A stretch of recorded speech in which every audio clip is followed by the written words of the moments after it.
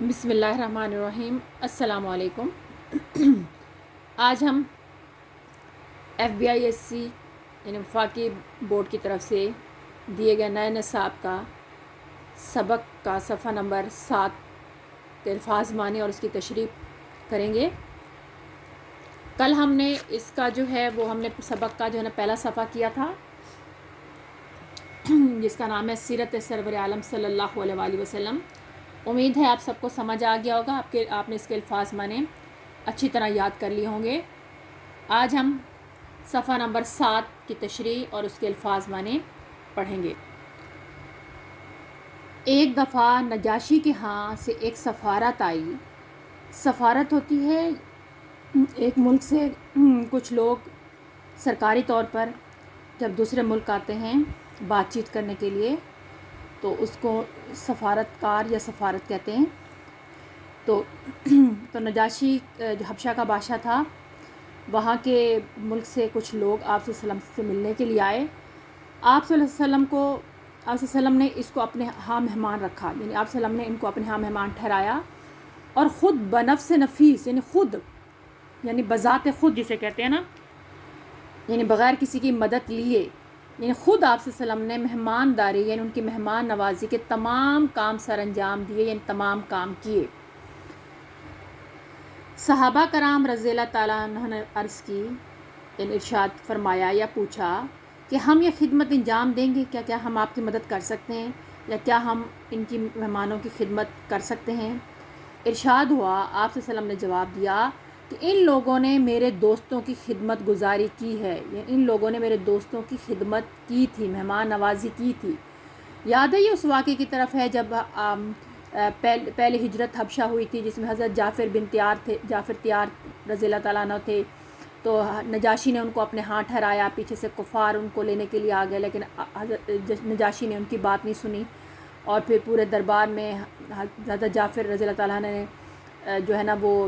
سورہ مریم کی آیتیں بھی تلاوت کی تھیں، جس سے نجاشی بہت متاثر ہوا تھا اور بعد میں اس نے اسلام قبول کر لیا تھا۔ تو یہ اس واقعے کی طرف ذکر ہے کہ اس وقت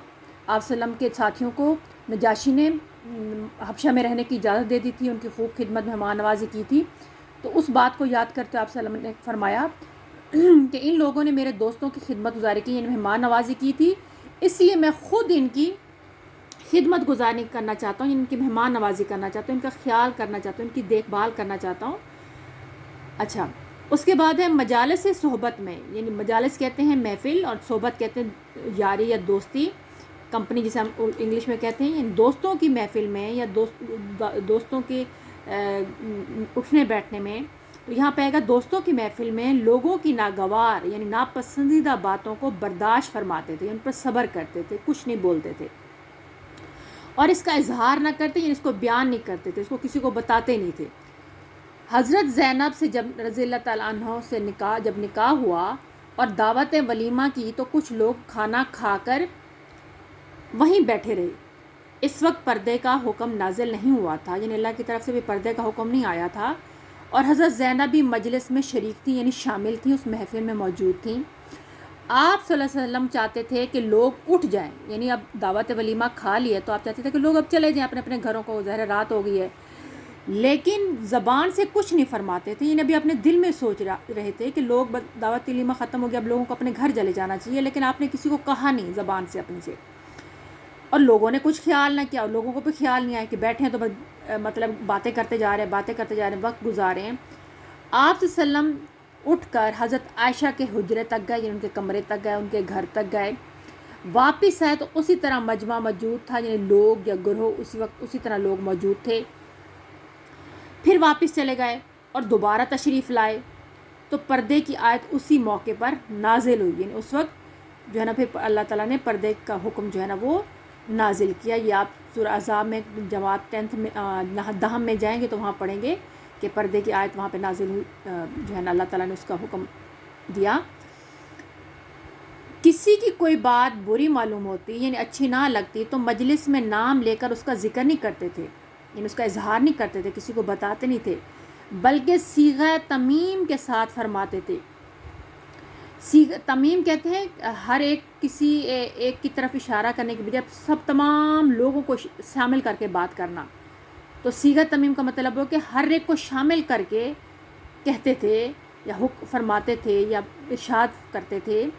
یعنی اس میں ہر ایک کو شامل کر کے ارشاد کرتے تھے۔ مثلا کس طرح کہتے تھے کہ لوگ ایسا کہتے ہیں۔ اب دیکھو، اب اگر ہم نے کسی کی بات کرنی ہے اور ہم اس بندے کا نام نہ لیں اور ہم کہیں کہ نہیں سب لوگوں کے بیچ میں شامل ہو جائے اور ہر بندہ شک میں پڑ جائے کہ یہ کس کی بات ہو رہی ہے، تو ہم یہ الفاظ استعمال کریں گے کہ لوگ ایسے کہتے ہیں۔ اب اس لوگ ایسے کہتے میں اس بندے کا نام نہیں آئے گا، سب لوگ شامل ہو جائیں گے۔ بعض لوگوں کی یہ عادت ہے، یہ بھی جملہ آپ وسلم اس طرح بھی فرما دیتے کہ بعض لوگوں کی عادت ہے، اس میں بھی سب لوگ شامل ہو گئے۔ یہ طریقہ ابہام یعنی شک والا طریقہ، ابہام کہتے ہیں شک، تو یہاں پہ آسان الفاظ ہم کہیں گے کہ گول مول بات اس لیے اختیار فرماتے یعنی اس لیے کرتے تھے۔ گول مول بات کا مطلب ہوتا ہے کہ اس بات بھی آپ کی ہو جائے اور اس بندے کی اور اصل بات بھی پتہ نہ چلے کہ کس نے بات یہ کہی ہے، اسے کہتے ہیں گول مول بات۔ تو اس کو ابہام کہتے ہیں شک کو، یعنی یہ شک والا طریقہ اور یا گول مول بات اس لیے کرتے تھے کہ شخص مخصوص یعنی اس خاص آدمی کی ذلت نہ ہو، یعنی بے عزتی نہ ہو، اور اس کے احساس غیرت میں کمی نہ آئے، یعنی اسے شرم محسوس نہ ہو۔ احساس غیرت کا مطلب اسے شرمندگی نہ ہو، اسے شرم محسوس نہ ہو۔ باوجود اس کے یعنی اس کے باوجود آپ صلی اللہ علیہ وسلم کا ابر کرم یعنی آپ صلی اللہ علیہ وسلم کی رحمت، آپ صلی اللہ علیہ وسلم کا پیار، آپ صلی اللہ علیہ وسلم کی محبت، شفقت ہر وقت برستی رہتی تھی، یہ لوگوں پر ہر وقت رہتی تھی، یہ ہر وقت آپ صلی اللہ علیہ وسلم کا پیار محبت سے لوگوں کے ساتھ پیش آتے تھے۔ تاہم کسی کا بے ضرورت سوال شدید یعنی ضرورت کے بغیر سخت سوال کرنا یا بہت زیادہ سوال کرنا، شدید یہاں پہ بہت زیادہ میں آئے گا، یعنی بہت زیادہ مانگنا بھی ہو سکتا ہے، کرنا آپ صلی اللہ علیہ وسلم کو سخت گراں ہوتا تھا، یعنی برا محسوس ہوتا تھا، برا لگتا تھا یا ناپسند تھا۔ ارشاد فرماتے تھے کہ اگر کوئی شخص لکڑی کا گٹھ پیٹھ پر لا دے، گٹھ کہتے ہیں لکڑی کا موٹا جو ٹرنک بولتے ہیں انگلش میں، یا پھر تنا، یعنی اسے کہتے ہیں گٹھ، یعنی لکڑی کا گٹھ اتنا یعنی بھاری حصے کو کہتے ہیں گٹھ، کو پیٹھ پر یعنی اپنی کمر پر لا دے، یعنی اٹھائے اور بیچ کر اپنی آبرو بچائے، یعنی جو آبرو یعنی مطلب عزت بچائے، یعنی مطلب ہے کہ اس کو اگر کوئی مشکل پیش آ گئی ہے تو اس یعنی تو آدمی کو چاہیے کہ اپنا گٹھ جو ہے نا مطلب لکڑی کاٹے، لکڑی کو پیٹھ پر ڈالے گا اتنی بھاری لکڑی کو، پھر اس کو بیچے گا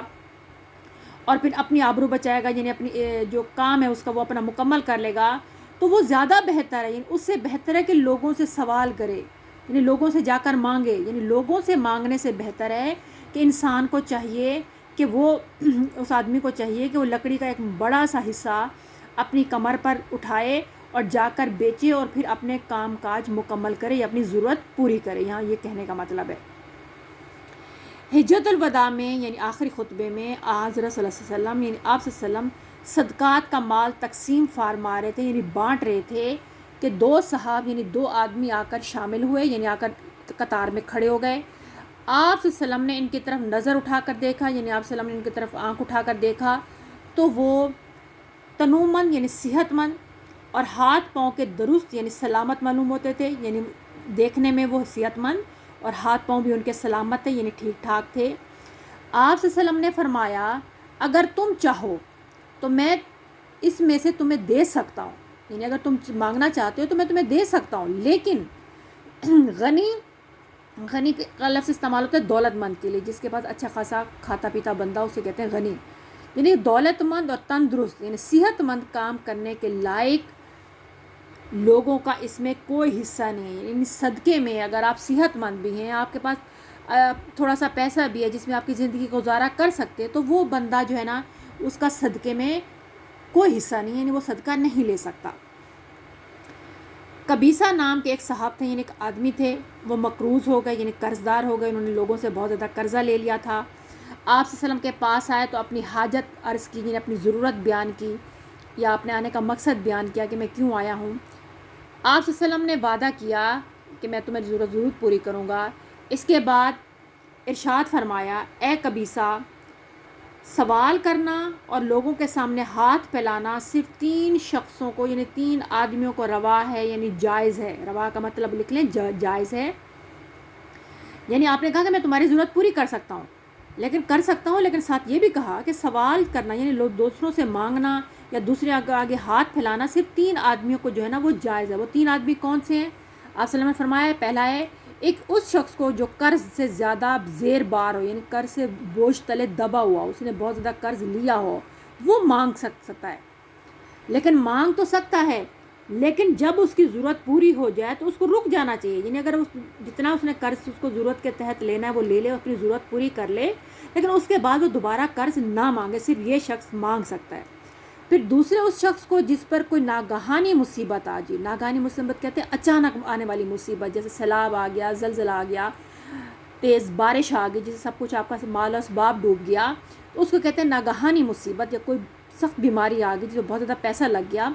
تو اس کو کہتے ہیں اچانک آنے والی مصیبت کو ناگہانی مصیبت آ گئی یا مشکل میں پھنس گیا. جس نے اس کے تمام مالی سرمایہ، یعنی اس کا جو مال دولت ہے، وہ سرمایہ کہتے ہیں دولت کو، مال کو، اس کو برباد کر دے، یعنی ختم کر دیا، اس کو اس وقت تک مانگنا جائز ہے. یعنی وہ اس وقت تک مانگ سکتا ہے جب تک اس کی حالت کسی قدر نہ درست نہ ہو جائے، یعنی جب تک اس کے حالات ٹھیک نہ ہو جائیں. تیسرا اس شخص کو، یعنی تیسرا وہ شخص مانگ سکتا ہے جو مبتلا فاقہ ہو، یعنی جو کافی دنوں سے بھوکا ہو. فاقہ کہتے ہیں بھوکا کو، مبتلا کا مطلب اس میں موجود ہونا، جو کافی دنوں سے بھوکا ہو، اور لیکن اس کے ساتھ بھی شرط رکھ لی اور کہا کہ اور محلے کے 3 معتبر، یعنی 3 عزت دار آدمی، یعنی بڑے لوگ گواہی دیں کہ ہاں اس کو فاقہ، یعنی ہاں یہ کافی دنوں سے یا کچھ 1-2 دن سے یہ بندہ بھوکا ہے، اس کے گھر کھانے کو کچھ نہیں ہے. کہ پھر آپ صلی اللہ علیہ وسلم نے فرمایا کہ ان 3 شخصوں کے علاوہ جو کچھ کوئی مانگ کر حاصل کرتا ہے، یعنی جو بھی اس کے علاوہ کسی کے سامنے ہاتھ پھیلائے گا، مانگے گا، وہ جو بھی مانگے گا وہ حرام کھاتا ہے. اب سوچو حرام کھانا کتنا بڑا گناہ ہے، یہ کیسے کھایا جا سکتا ہے. تو یعنی ان 3 مجبور شخص ہیں جو دوسروں کے آگے ہاتھ پھیلا سکتے ہیں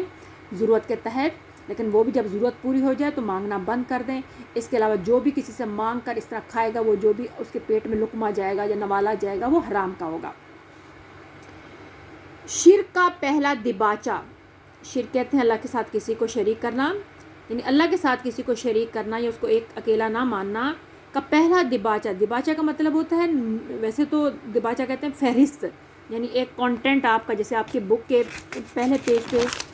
یہ آپ کا کانٹینٹ دیا ہوا ہے، یہ اس کو دباچہ کہتے ہیں جس میں آپ کی ساری چیزیں شامل ہیں.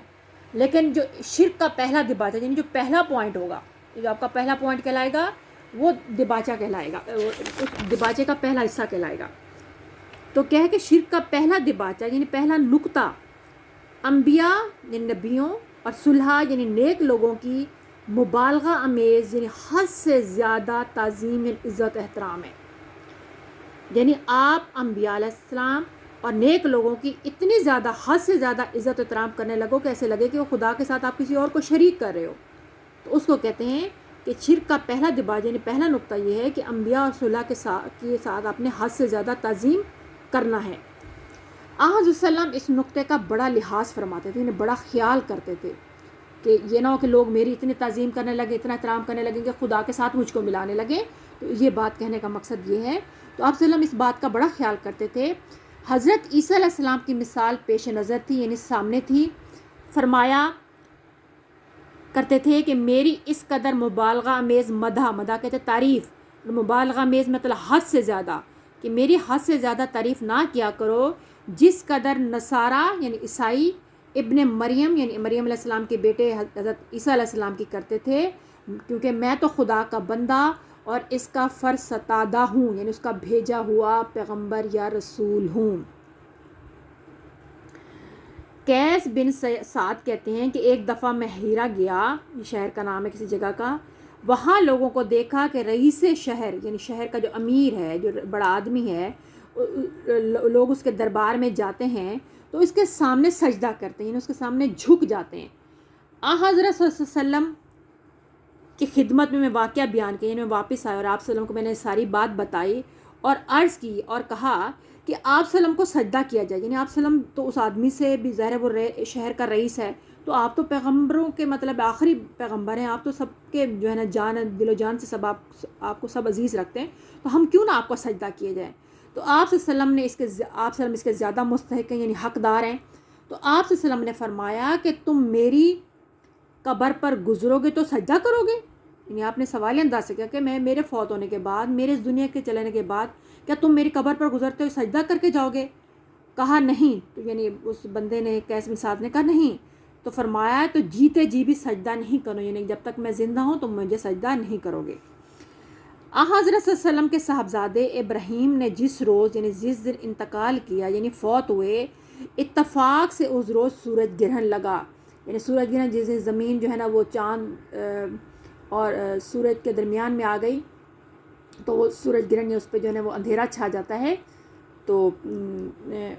اس کو سورج گرہن کہا جاتا ہے. تو جس دن سورج گرہن لگا، لوگوں کے خیال میں، اب لوگوں نے پتہ کیا سوچا، انہوں نے کہ حضرت